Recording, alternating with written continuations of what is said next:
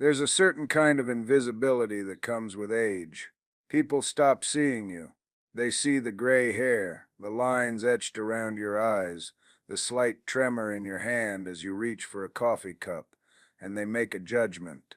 They see a relic, a gentle, slightly confused old man who can be managed, placated, and if the opportunity arises, cheated. At 78, I've become quite familiar with that look. I've seen it in the eyes of condescending bank tellers and impatient checkout clerks. But I never in all my years expected to see it in the eyes of my own nephew. My name is Byron Scott, and this is the story of how my nephew, Kevin, a smooth-talking realtor with teeth as white as his morals were gray, tried to steal my life's most precious treasure. He thought he was pulling a fast one on a doddering old fool. He forgot that before I retired I was the Honorable Byron Scott, Superior Court Judge, for 30 years. He forgot that the law isn't just a profession to me, it's the language my mind speaks. He handed me a quitclaim deed disguised as a tax form, and in doing so he handed me a gavel. I just had to wait for the right moment to bring it down. And believe me, when I was done, the only thing he'd have to his name was the echo of that final crushing blow. Stay with me because the proceedings, as the judge in my case later remarked, were highly irregular and highly entertaining. The day it all began was a Tuesday, one of those aggressively cheerful late spring days, where the sun seems determined to mock any private sorrow. I was in the armchair my wife Eleanor had always called my thinking throne, sorting through old photographs. The dust motes danced in the sunbeams, each one a tiny forgotten memory. That's the thing about a quiet house. It's never truly quiet. It's filled with the ghosts of laughter, the echoes of arguments about what to watch on television, the lingering scent of 1,000 shared meals. Since Eleanor passed 3 years ago, the silence had grown louder, more profound.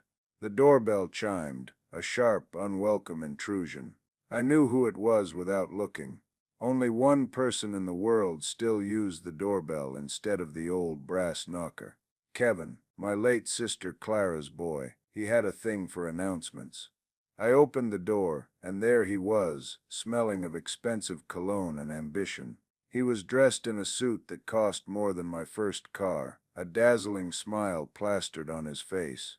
He was holding a leather-bound portfolio. "Uncle Byron," he boomed, stepping inside without waiting for an invitation. He placed a familiar-looking box of pastries on the hall table, the same kind he brought every time he wanted something. "You're looking $1,000,000. Retirement agrees with you. It's a funny thing, flattery from a shark. You can see the fins circling, even as they compliment your swimming trunks." Kevin had always been like that. My sister, God rest her soul, saw it as drive. "He's just ambitious, Byron," she'd say, usually after I'd written yet another check to bail him out of some self-inflicted jam. The down payment for his flashy car, the tuition for the real estate course, the seed money for an investment that vanished into thin air. I saw a bottomless pit of need, but Clara saw her golden child, and for her sake I played the part of the indulgent uncle. A promise made at her bedside is a heavy one to bear. "Kevin," I said, my voice flatter than I intended. "What brings you by?" "Just looking out for my favorite uncle," he said, his smile never faltering. He steered me toward the living room, a hand on my shoulder that felt less like affection and more like a cattle prod.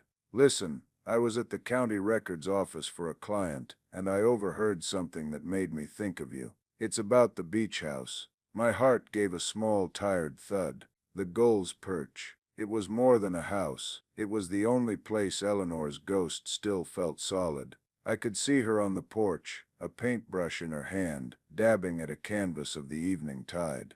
I could hear her laughter carried on the salt-laced wind. It was our sanctuary, the repository of every good memory we'd ever built together.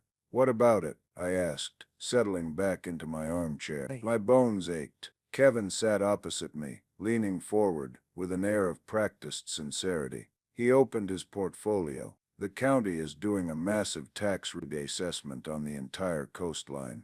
New floodplain maps, zoning changes, the works. A lot of folks are going to see their property taxes triple. It's going to be a bloodbath for retirees on a fixed income. He slid a sheaf of papers across the coffee table. The top page was dense with legal jargon, block text, and signature lines. It looked intimidating, as it was designed to. But, he continued, tapping a perfectly manicured finger on the document, there's a grandfather clause. Because you've owned the property for so long, you can file for an exemption. It's just a formality. A simple reassessment form that locks in your current tax rate. It'll save you a fortune, Uncle Byron. I had my assistant draw it up to make it easy for you. All you have to do is sign. I made a show of patting my pockets. My glasses, I can't seem to find them. Kevin's smile widened, a subtle, predatory gleam in his eyes. He saw the confirmation of what he believed. The confused old man, easily flustered, slipping into senility. Don't you worry about a thing, he said, his voice dropping to a confidential, soothing murmur. It's all standard stuff. I've read through it myself. See, signature here, and he pointed to the lines at the bottom of the page. I let out a weary sigh, a performance of aged resignation. I picked up the pen he offered. The document was thick. I could feel the weight of the pages beneath the top one. I knew, with a certainty that was cold and absolute, what was hidden underneath that first page. But I needed to see it through. I needed to let him build his own gallows. I scrawled my name, my hand intentionally shaky, on the lines he indicated. The signature was barely legible. Perfect. There you go, he said, snatching the papers back with a speed that betrayed his eagerness. He tucked them safely into his portfolio and snapped it shut. The sound was like a cell door closing. You won't have to worry about a thing. I'll file this with the county myself tomorrow morning. Consider it done. He stood up, all breezy efficiency now that the transaction was complete. He glanced at his watch, a gold monstrosity that glinted under the lamplight. Gotta run, big client meeting in the city. But I'm so glad I could get this sorted for you. He walked to the door, pausing to pat my shoulder one last time. You take it easy, Uncle Byron. We've got to look after our elders. The door clicked shut behind him and the house was quiet again. But this was a new kind of quiet. A cold, sharp, dangerous quiet. I sat in my armchair for a long time, the scent of his cologne hanging in the air like a poisonous fog. He thought he'd just stolen a beach house. He had no idea what he'd really done. He'd awakened a sleeping giant. The confused old man was gone. In his place sat a judge who had just witnessed a crime. And in my court, the guilty are always punished. It was no longer about family. It was about the law. And the law was coming for Kevin. The immediate aftermath of Kevin's visit was a study in stillness. The house felt cavernous, the ticking of the grandfather clock in the hall a slow, deliberate countdown. I didn't move from my chair for what felt like an hour, just staring at the space where Kevin had been. The box of pastries he'd left on the table seemed to mock me, a cheap, sugary monument to his contempt. Contempt, that was the word. It wasn't just greed that drove him. It was the absolute, unshakable belief that I was a non-entity, a relic to be cleared away. The weight of it settled not in my mind, but in my chest, a physical pressure that made each breath a conscious effort. This wasn't a stranger trying to scam me. This was Clara's son. Clara, my younger sister, who I'd walked to her first day of school, who I'd given away at her wedding. Her face, pale and tired in those last days at the hospital, swam in my memory. Promise me you'll look after my boy Byron, she had whispered, her grip on my hand surprisingly strong. He's got a good heart. He just gets lost. I had promised, and for a decade, I had kept that promise. I remembered the phone call when Kevin was 22. He'd wrapped his brand new sports car, a graduation gift from his doting mother, around a telephone pole. He was sobbing, not from injury, but from fear of his father's wrath. I'd driven 2 hours in the middle of the night, paid the tow truck driver in cash, and wrote a check to a local mechanic who I knew could be discreet. When I handed Kevin another $200 for a bus ticket home, he didn't even say thank you. He just snatched the bills and muttered something about how this wouldn't have happened if he'd had the faster model he'd wanted. Clara had called the next day. "Thank you, Byron. He's just so sensitive. He gets that from me." Years later, it was the real estate license. He'd failed the exam twice. "The questions are designed to trick you, Uncle Byron," he'd whined over the phone. "It's not a fair test of my skills. I'm a people person." He needed money for an intensive prep course, a guaranteed pass program. I transferred the funds. He passed barely. To celebrate, he'd taken his new girlfriend to a fancy resort for a week, posting photos all over social media. He sent me a postcard, not of thanks, but of him, tanned and smiling, with a cocktail in his hand. The message was 2 words: living large. I kept the postcard. I don't know why. Maybe as a reminder of the cost of keeping a promise to the dead. But this was different. This wasn't just another dip into Uncle Byron's deep pockets. This was an attack on Eleanor. The Gull's Perch was her masterpiece. We bought the land for a song back in the 60s, a windswept plot with a shack that was barely standing.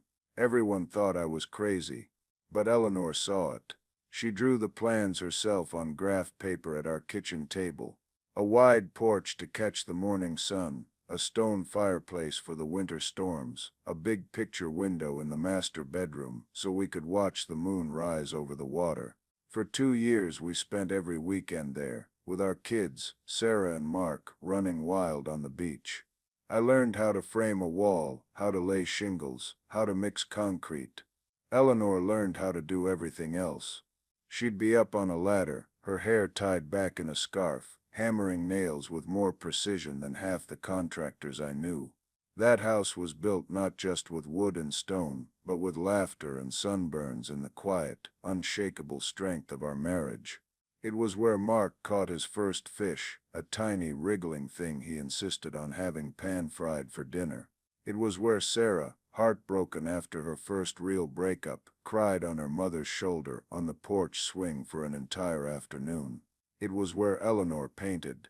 Canvases filled with the shifting moods of the sea, the stark beauty of the dunes, the vibrant explosion of a sunset. After she was gone, I couldn't bring myself to change a thing. Her easel still stood by the window, a half-finished painting of a heron on its surface, as if she had just stepped away for a cup of tea. To steal that house wasn't just theft, it was an act of erasure. It was an attempt to bulldoze the last sacred ground of my life. A few days after Kevin's visit, a profound and heavy sense of loss drove me to my car. I had to see it. I drove the familiar coastal highway, the sea a brilliant indifferent blue to my left. When I turned onto the sandy lane that led to the house, I saw it. A new sign had been hammered into the ground near the driveway. It was a large, garish thing. Sold, it screamed in big red letters, and underneath in smaller print, Maxwell Realty. We get results. My breath caught in my throat. He was already advertising his conquest. He hadn't even waited for the ink on my signature to fully dry. I parked the car but couldn't bring myself to get out. I just sat there, my hands gripping the steering wheel, and looked at my home. It looked the same. The gray, weathered shingles, the white trim Eleanor had insisted on, the blue porch swing gently moving in the breeze. But it felt alien, tainted, violated. I couldn't go in. It was my house, but it was no longer my home. It was evidence. It was a crime scene. I felt a wave of despair wash over me, so potent it was nauseating. For a moment I felt every one of my 78 years. The loneliness was a physical presence in the passenger seat beside me. I saw myself as Kevin must see me. A frail old man, alone, rambling around a big empty house. A burden. Had I become that? Had I missed the signs? Had my grief for Eleanor become a blindfold, allowing the jackals to circle closer without me even noticing? What if I was just a confused old man, and this was just the world moving on, a world that had no more use for me or my memories? The thought was a cold, slick poison seeping into my veins. This was my low point, the moment where the will to fight almost flickered and died. I turned the car around and drove home in a fog of misery. I didn't answer the phone that night. I didn't eat. I sat in my thinking throne, the silence of the house pressing in on me. The next morning the phone rang again. I almost ignored it, but something made me pick it up. A flicker of the old judge's instinct, perhaps. "Is this Byron Scott?" a brisk, professional voice asked. "It is," I said. "Mr. Scott, my name is Arthur Sterling, of Sterling Development. I'm just calling as a courtesy. Your nephew, Kevin Maxwell, passed along your number. We're scheduled to do a preliminary site visit for the demolition survey at your beach house property next Tuesday. Just wanted to confirm that would be all right. We want to be good neighbors during the transition."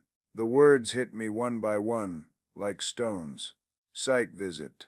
Demolition survey. Demolition.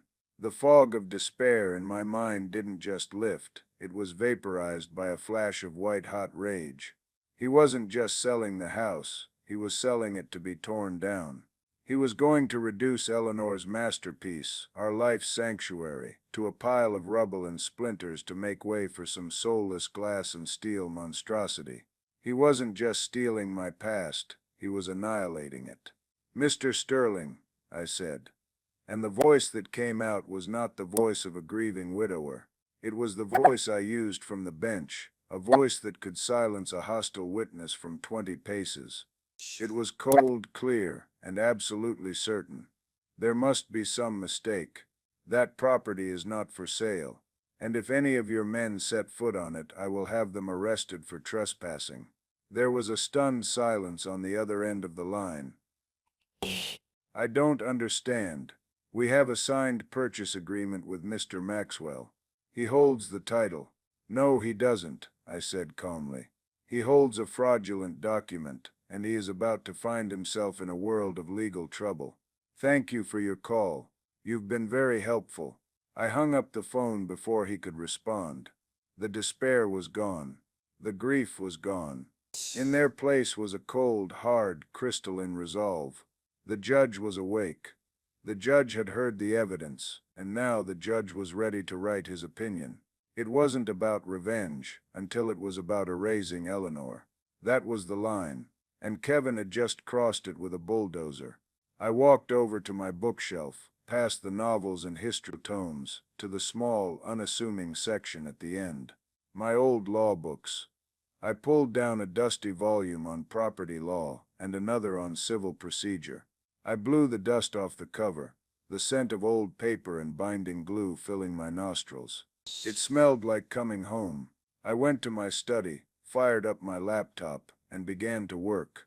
The first thing I did was pull up the county recorder's online database.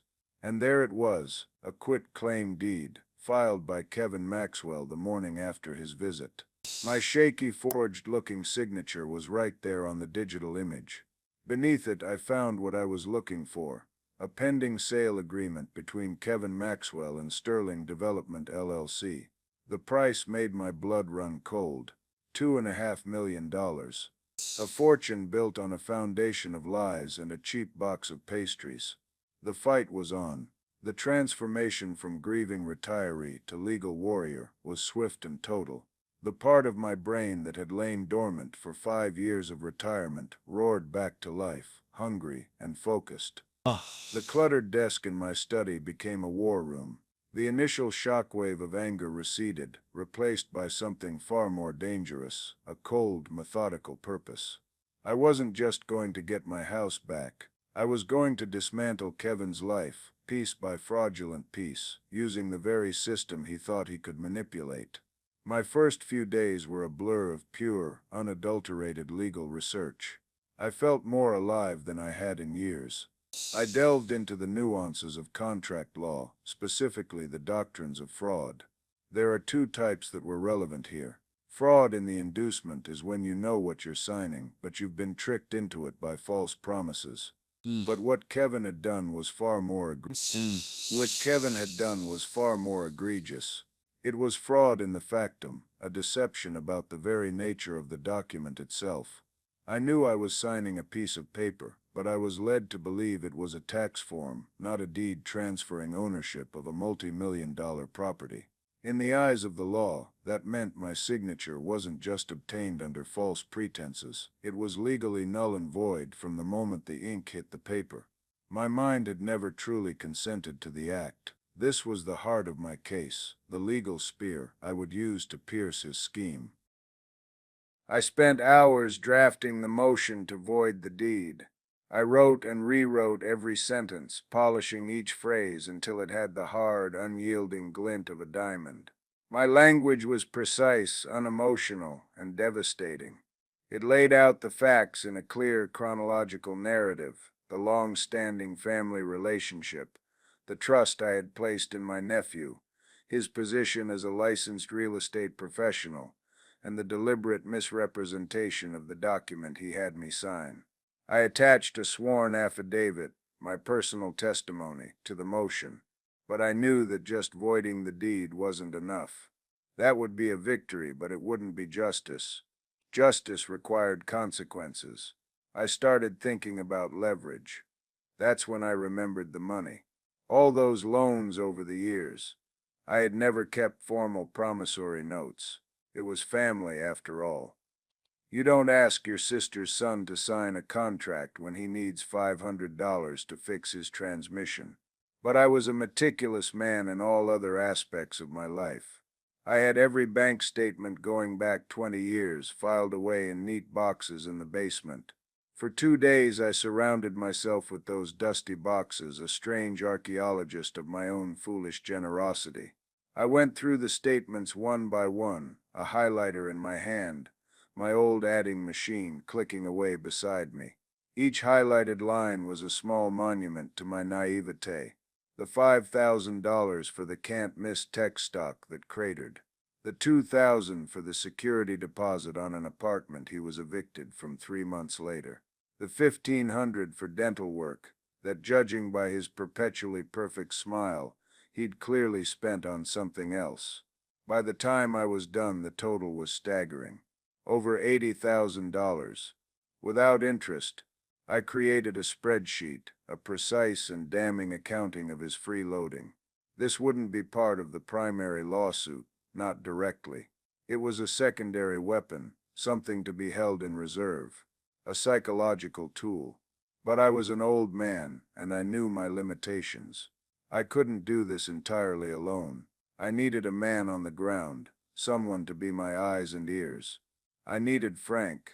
Frank Costello had been my bailiff for my last 20 years on the bench. He was a retired cop, built like a brick wall with a mind as sharp as a tack. He had seen more lies and cons than any 10 lawyers. More importantly, I trusted him with my life. He answered on the second ring. "Byron, you old ghost. I was just telling Maria the other day. I bet the judge is sitting around getting soft. You finally calling me for a golf game?" His voice boomed over the line. I smiled. It was the first genuine smile in a week. "Something like that, Frank. Except the golf course is a courtroom, and the ball is my nephew's head." I laid it all out for him. The deed, the developer, the whole sordid mess. Frank listened without interrupting, a skill he had perfected over a lifetime of listening to testimony. When I finished, there was a long silence. "The little weasel," Frank finally said, his voice a low growl. I never liked his face. He had shifty eyes, even as a kid. "What do you need, Judge?" "Information, Frank. I need to know what Kevin's situation really is. He's not this successful mogul he pretends to be. This move was too desperate. I want you to find out why. Check his finances, his business, his debts. Quietly." "Quiet is my middle name," Frank said. "Consider it done." That kid is about to learn what happens when you poke a sleeping bear. While Frank began his discreet inquiries, I moved on to the next phase of my plan: containment. A lawsuit could take months, even a year. In that time, Kevin could still do immense damage. He could try to use the fraudulent deed as collateral for a loan, or further entangle the developer. I had to freeze the situation, so I drew up a second document, a lis pendens. It's a Latin term meaning suit pending.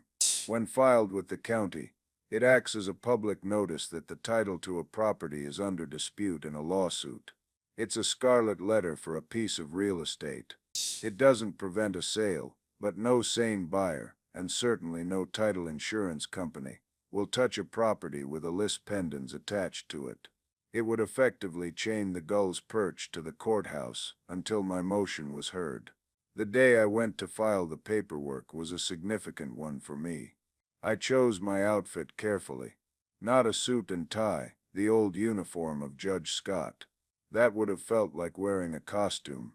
Instead, I wore simple gray trousers, a freshly pressed blue-collared shirt, and a simple windbreaker. I was no longer an authority figure. I was a citizen, a plaintiff, an old man fighting for his home. The courthouse was a swirl of organized chaos, a place I knew as well as my own living room. But being on this side of the counter was a new experience. The clerk was a young woman with purple hair and a nose ring, typing away at her computer with furious speed. She didn't look up when I approached. "Can I help you?" she asked, her tone bored. "I'd like to file a new civil motion and a notice of lis pendens," I said, sliding the neatly compiled folder across the counter. She finally looked up, taking in my age, my simple clothes. I saw that familiar look of dismissal in her eyes. She probably thought I was some crank filing a nonsensical complaint against his neighbors. She opened the folder, her expression shifting from boredom to mild surprise as she scanned the first page of my motion. It was professionally formatted, the language precise. "Are you an attorney, sir?" she asked, a hint of respect creeping into her voice. "Not anymore," I said. "I'm representing myself. Pro se." She stamped the documents with a satisfying thud, took my filing fee, and handed me back my conformed copies. "You'll be notified by mail of the hearing date and the assigned judge," she said. As I turned to leave, I paused. "Can you tell me who is currently presiding over this department?" She tapped a few keys. "Judge Amelia Davies." A grim smile touched my lips. Amelia Davies. I'd known her since she was a fiery young prosecutor in the DA's office. I had mentored her, encouraged her to apply for a judgeship. 15 years ago, I had the honor of administering her oath of office right here in this very courthouse. I knew her mind. She was brilliant, fiercely intelligent, and by the book, she had zero tolerance for frivolous claims or legal theatrics. But she also had a deep and abiding reverence for the law itself and for the institution of the court. Kevin and his bargain bin lawyer were about to walk into a buzzsaw. I walked out of the courthouse and into the sunshine, feeling the weight of the stamped documents in my hand. The first shot had been fired. The silent, meticulous planning was over. Now it was time for the silent takeover to begin. And I knew with the certainty of a well-argued legal precedent that the chaos was about to start for Kevin. The filing of the lis pendens was like dropping a single stone into a still, dark pond.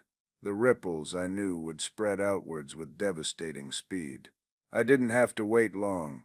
It took less than 48 hours for the first tremor to reach me. The call came from an unlisted number. I let it go to voicemail. A few minutes later, my phone buzzed with a notification. It was Frank. "Call me," the text read. I dialed his number. "What have you got, Frank?" "The worm is on the hook, Judge," he said, a note of grim satisfaction in his voice. "I put a call into a buddy of mine who runs a title company. Just a casual chat, you know. Asked him if he'd heard anything about a big coastal sale. He told me the Sterling development deal for that property at Gull's Perch just got red flagged. The list pendants showed up this morning. He said Sterling himself called the title office, screaming his head off. The deal is on ice, indefinitely. I pictured the scene.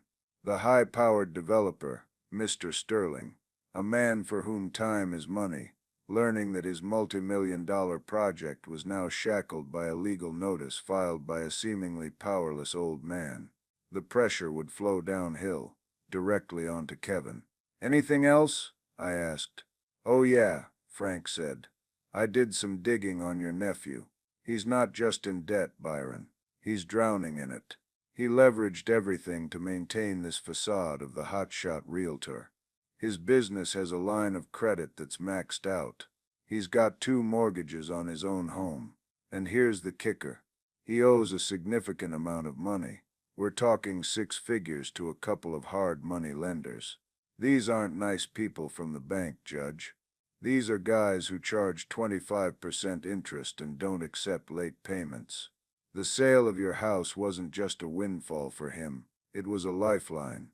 He was using the signed purchase agreement from Sterling to keep his creditors at bay, promising them a huge payout when the deal closed. It all clicked into place. The desperation, the audacity of the crime. He was a cornered animal, and my house was his only escape route. Now I had just blocked that route. The first call from Kevin came that evening. I recognized his number and let it ring. He left a voicemail. His voice was tight, strained, but still trying to maintain a veneer of control. "Uncle Byron, it's Kevin. I just got a very confusing call from my attorney. There seems to be some kind of clerical error down at the courthouse. Some ridiculous lawsuit you filed. It's holding up the paperwork. Please, call me back immediately so we can get this straightened out. It's obviously just a big misunderstanding." I listened to the message twice, savoring the subtle panic beneath the forced calm. A misunderstanding. I didn't call back. The next morning, a process server delivered the official summons and a copy of my motion to Kevin's office. I imagined him reading it, the color draining from his face as he realized this was no clerical error. This was a calculated, strategic assault. His second call came an hour later. The false bravado was gone, replaced by a whining, incredulous tone. "What have you done?" he shrieked into my voicemail. "What is all this fraud, misrepresentation? Are you insane? I was helping you. I was protecting your assets. You're going to destroy this deal, Uncle Byron. This is a once-in-a-lifetime opportunity." An opportunity for him, he meant. I deleted the message. For the next week a predictable pattern emerged. I went about my days with a quiet, unhurried deliberation. I took my morning walks. I read the newspaper cover to cover. I spent afternoons in the garden tending to Eleanor's rose bushes, and every few hours my phone would ring, and another of Kevin's frantic, unraveling messages would be recorded for posterity. They were a fascinating study in psychological decay. First came the pleading. "Uncle Byron, please. You don't understand the kind of trouble you're causing. People are counting on this. My business, my family. You can't do this to me. I'm your nephew. I'm Clara's son." Then came the bargaining. "Okay, look, there's been a misunderstanding. Let's be reasonable. I'll cut you in. $100,000, tax-free, just for you. Just withdraw this insane lawsuit and we can all walk away happy. Think of what you could do with that money." Then inevitably came the threats. "You're not going to get away with this, you old fool. My lawyer says you're senile. We'll have you declared incompetent. You'll be in a nursing home so fast your head will spin. You'll have a guardian who will sign whatever I tell them to sign. You're a confused old man, and the judge will see right through you." I saved that message. It was a particularly valuable piece of evidence. His threat to have me declared incompetent was a textbook example of elder abuse, and it would look wonderful in a supplemental brief to Judge Davies. Throughout it all, I remained silent. My silence was my most powerful weapon. It was a void into which he screamed his panic and his threats. It gave him no information, no emotional reaction to latch on to. He was fighting a ghost, and it was driving him mad. He was expecting an argument, a shouting match, a negotiation. He had no idea how to combat the quiet, implacable advance of the law. Frank would call with nightly updates, which I came to look forward to like an evening cocktail. The developer's lawyers sent him a letter today. Frank reported one evening, they're threatening to sue him for breach of contract and misrepresentation if the title isn't cleared in 30 days. They want him to cover all their preliminary survey and legal costs. Another night, he tried to get a second line of credit using his business as collateral. Got laughed out of the bank. His credit is shot. And my favorite update. One of the hard money guys paid him a visit at his office today. A gentleman named Vinny. My source says Vinny doesn't like complications. He told your nephew he has 2 weeks to make him whole, or he's going to start repossessing assets. Starting with his kneecaps. I felt a cold, grim satisfaction at that. Kevin had sowed the wind, and now he was reaping a whirlwind of his own making. The silent takeover was proceeding perfectly. I had seized control of the narrative and the legal ground without ever having to raise my voice. I was letting his own greed, his own panic, and his own creditors do the heavy lifting for me. He was a man standing in a house of cards he had built himself, and I had just quietly pulled out the one at the very bottom. All I had to do now was wait for it all to come crashing down. The pressure I was applying to Kevin was like a deep-sea vice, silent, invisible, and crushing. In his desperation, he made the next predictable and fatal mistake. He tried to turn my own family against me, hoping to create a pincer movement of emotional blackmail. He forgot, however, that my children are not his mother. They are my children. They inherited their mother's heart, and I'm proud to say, my spine. He called my daughter Sarah first. Sarah is a partner at a corporate law firm in Chicago. She's sharp, analytical, and has a built-in lie detector that would make the polygraph seem obsolete. Kevin, of course, didn't know this. He just saw her as another emotional lever to pull. Sarah called me later that day. Her voice was taut with controlled fury. "Dad," she said, dispensing with any pleasantries. I just had the most astonishing conversation with Cousin Kevin. He spent 10 minutes feeding me some sob story about how you're having some kind of episode, that you've become paranoid, and are trying to sabotage a brilliant family investment. He set up with the beach house. He all but said you were losing your mind. What on God's green earth is he talking about? I took a deep breath. I hadn't wanted to involve my children, to burden them with this ugliness. But Kevin had forced my hand. "Sarah, honey, I'm sorry you got dragged into this. Your cousin is a thief and a fraud. He tricked me into signing a quitclaim deed for the Gull's Perch and was planning to sell it to a developer to be demolished." There was a dead silence on the line. I could almost hear the gears turning in her legal mind. "A quitclaim deed," she finally said, her voice dangerously quiet. "He told you it was a tax form, didn't he?" "That's the gist of it," I said. "That son of a bitch," she whispered. The raw anger in her voice was startling and fiercely comforting. "Dad, email me everything. The deed, your motion, the list pendants, everything. I want to see it." I sent her the files immediately. She called back less than an hour later. "I've read it all," she said, her voice now brimming with the cold, focused energy of a litigator preparing for war.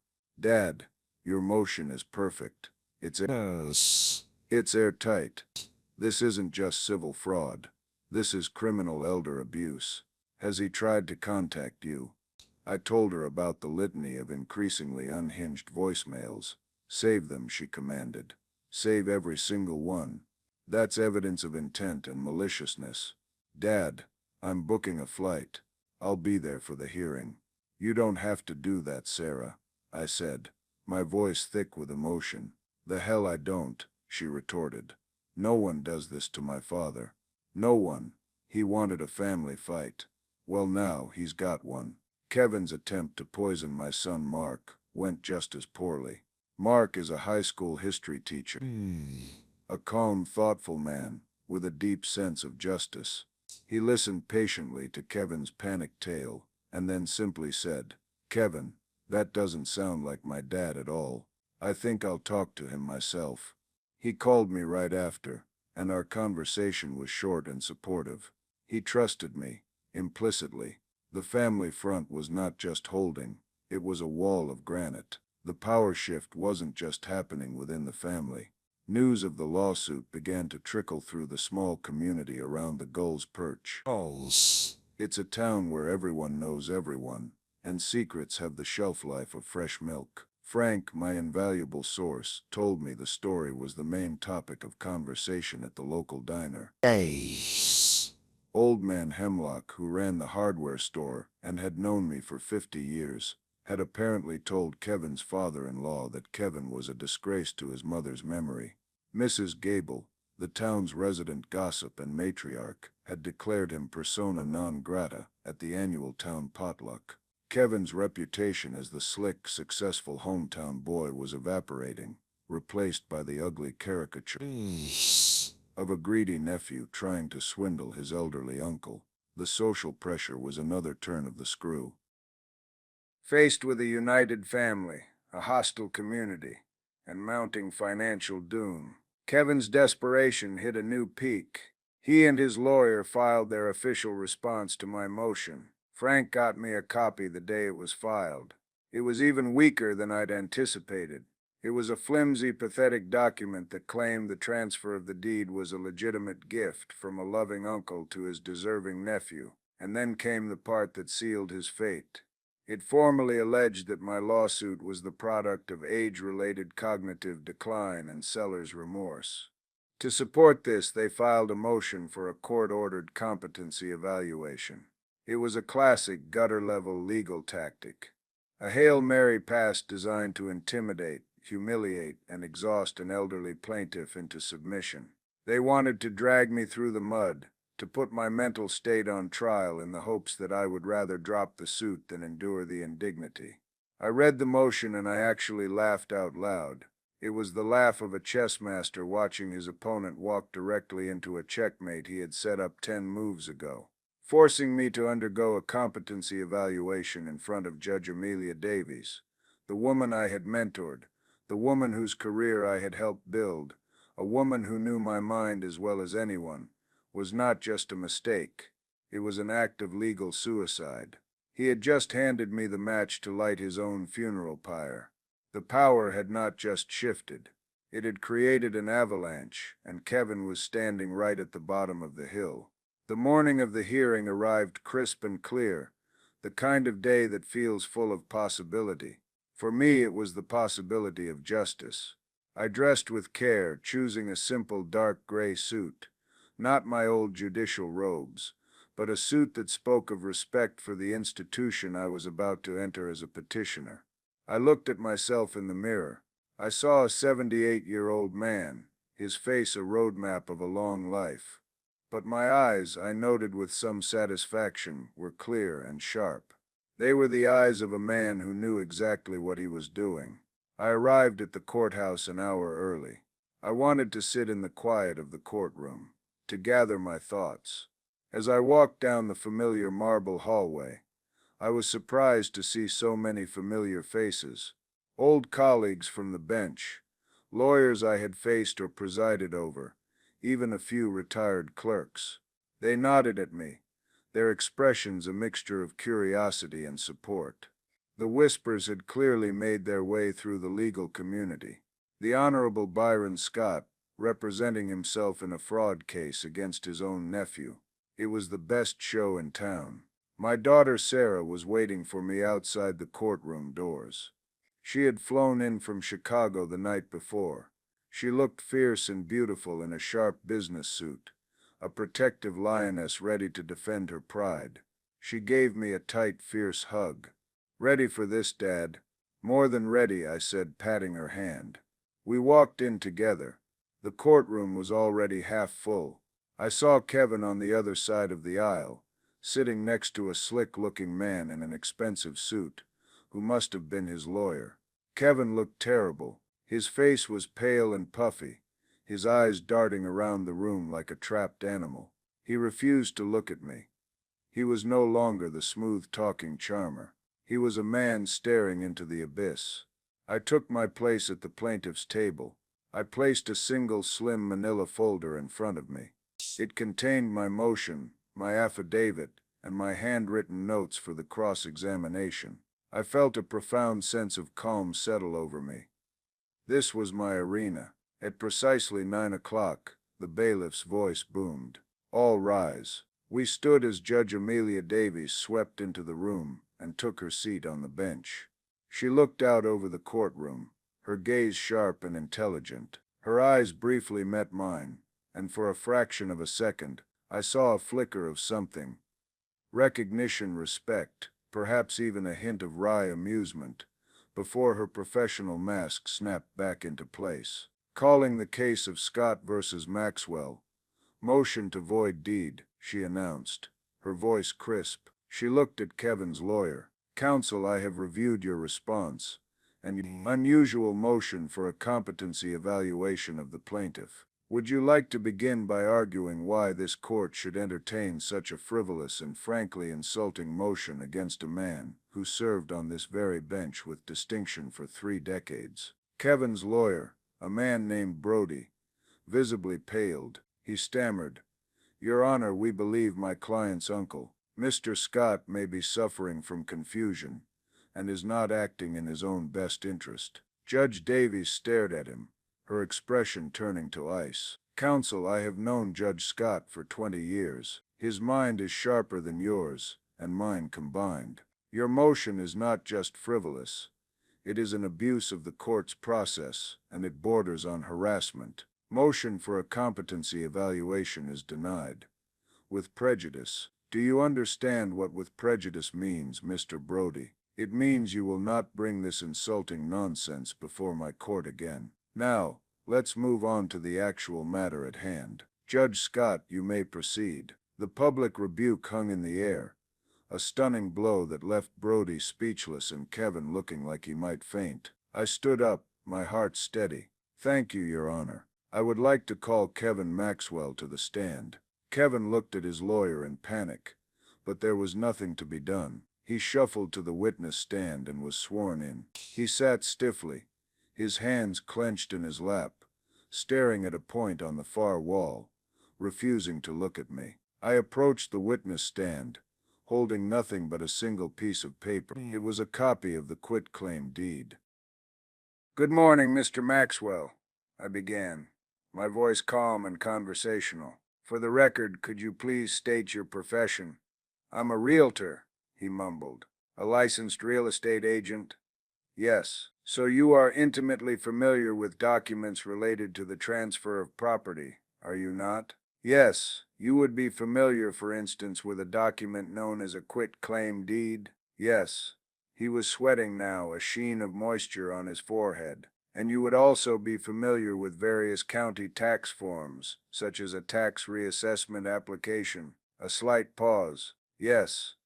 They are very different documents, are they not, Mr. Maxwell? One transfers ownership of property, potentially worth millions of dollars, while the other is a simple administrative filing. Is that correct? I guess so. I walked him through the events of that Tuesday afternoon. My questions were simple, methodical, each one a small, sharp pinprick. When you came to my home on that day, you presented me with a stack of papers, did you not? Yes. And you asked me to sign them?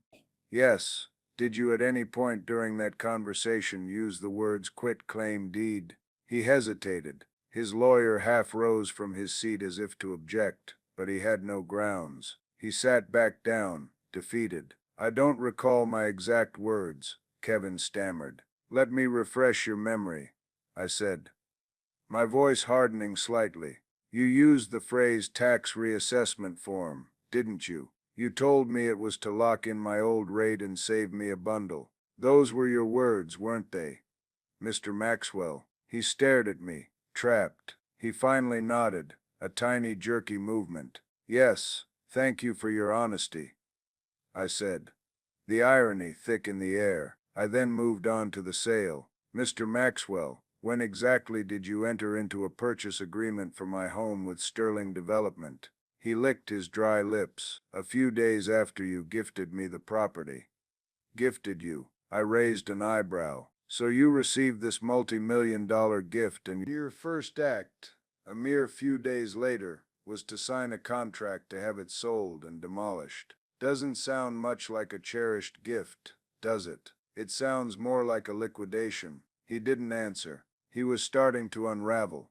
It was time for the final killing blow. I walked back to my table and picked up my folder. I pulled out a single sheet of paper from my spreadsheet of his debts. Mr. Maxwell, what exactly did you plan to do with the $2.5 million from the sale of my home? The home my late wife and I built with our own hands? Was it, for instance, to pay back the $83,000 you had borrowed from me over the last 15 years? Brody shot to his feet. Objection, Your Honor. Relevance. Overruled. Judge Davies snapped. It speaks directly to motive. You may answer the question, Mr. Maxwell. I continued, my voice like ice. Or perhaps the money was for a more pressing debt. I have here a document pertaining to a loan you took out 6 months ago from a company called Vintech Capital. Is it true you owe them $150,000 at an interest rate that is, shall we say, significantly above market?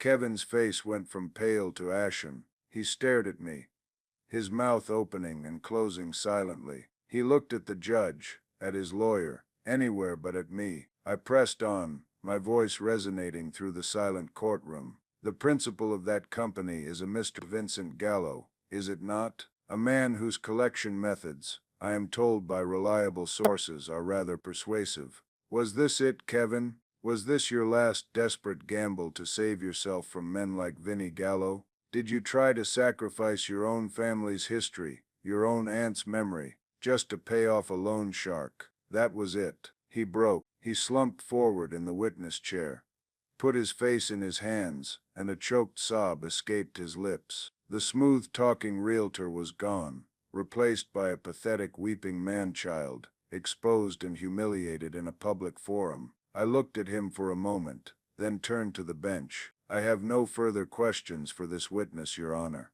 Judge Davies looked down at the wreckage of Kevin Maxwell on the stand, her expression one of utter disgust. She didn't even ask his lawyer if he had any redirect. She knew it was over. The court finds that there is overwhelming and uncontroverted evidence of fraud in the factum, she declared, her voice ringing with authority. The quit-claim deed dated May 14th is hereby declared void ab initio. Title to the property at 112 Ocean Drive is, and is always vested solely with the plaintiff, Mr. Byron Scott. She wasn't done. Furthermore, this court orders the defendant, Kevin Maxwell, to pay for all of the plaintiff's legal costs and filing fees. She paused, and given the egregious and predatory nature of the defendant's actions against a family member and an elder, I am adding a punitive fine of $50,000, payable to the plaintiff. Finally, she said, her eyes boring into Kevin, I am ordering a full transcript of these proceedings to be sent to the district attorney's office for review of potential criminal charges, including, but not limited to, felony, elder fraud. I am also forwarding the transcript to the State Real Estate Commission. Mr. Brody, she said, turning her glare on the lawyer, I suggest you advise your client to find a good criminal attorney. We are adjourned. The gavel came down with a sharp final crack. It was the sound of vindication. It was the sound of justice. It was over. Walking out of the courthouse was a surreal experience. The weight I hadn't even fully realized I was carrying had been lifted. The air seemed lighter, the sunlight brighter. Frank was the first to greet me, his face split in a wide grin. He threw a heavy arm over my shoulder. You never lost it, Judge, he said, his voice thick with pride. You cut him to ribbons. Sarah was right behind him, her eyes shining with tears of relief and joy. She hugged me so tightly I thought my old ribs might crack. I'm so proud of you, Dad, she whispered into my shoulder. I held on to her, my own eyes stinging. This victory wasn't just mine, it was ours. It was for Eleanor, for our family, for the sanctity of our memories. Across the courthouse steps, I saw Kevin and his lawyer, Brody, scurrying away like rats from a sinking ship. Kevin looked like a ghost, a hollowed-out man who had just watched his entire world implode.